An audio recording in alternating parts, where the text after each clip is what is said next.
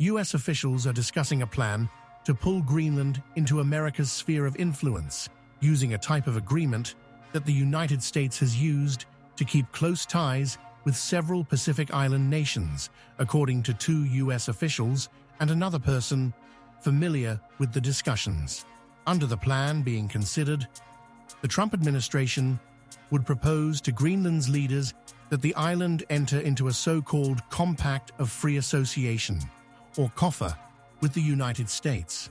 While the precise details of COFA agreements, which have only ever been extended to the small island nations of Micronesia, the Marshall Islands, and Palau, vary depending on the signatory, the US government typically provides many essential services, from mail delivery to emergency management to military protection.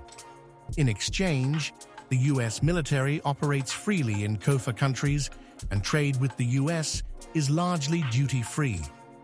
Donald Trump, who during his first administration floated the idea of acquiring Greenland, has pressed even harder since taking office in January, refusing to rule out taking the island by force. Denmark, which governs the island, has sharply rebuffed the idea. A COFA agreement would stop short of Trump's ambition to make the island of 57,000 people a part of the US. It is not the only Greenland plan on the table, the sources said, and it would face many practical hurdles.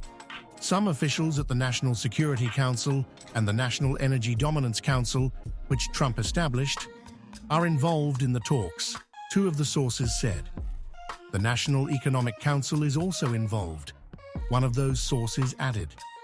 COFA agreements have previously been inked with independent countries, and Greenland would probably need to separate from Denmark for such a plan to proceed. While polls show Greenlanders are interested in independence, surveys also show most do not want to be part of the US. A COFA, which cedes significant autonomy to Washington, could be viewed with similar skepticism. One of those involved in the discussions is Marcus Tomei, the acting senior director for the National Security Council's Western Hemisphere section, according to two of the sources. David Copley, the key mining official on the NEDC, is also involved in the talks, one of those sources said. The White House did not respond to a request for comment, nor did the Danish embassy or Greenland's representative office in Washington. The Interior Department, which plays a key role in administering COFA agreements through its Office of Insular Affairs, also did not respond. Washington's existing COFA agreements with Palau, the Marshall Islands, and Micronesia are seen across the US political spectrum as important for countering China's growing influence in the Asia-Pacific region. Still, such accords have hit snags in the past. Republican lawmakers have at times opposed elements of the budget allotted to fund COFA agreements, creating deep frustrations in the countries that rely on the funds.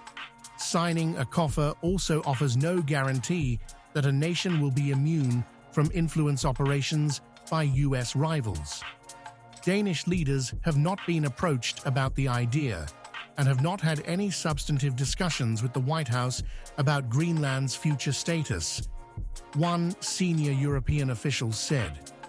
Danish officials have publicly rejected the idea of the US acquiring Greenland and insist Greenlanders must determine their future.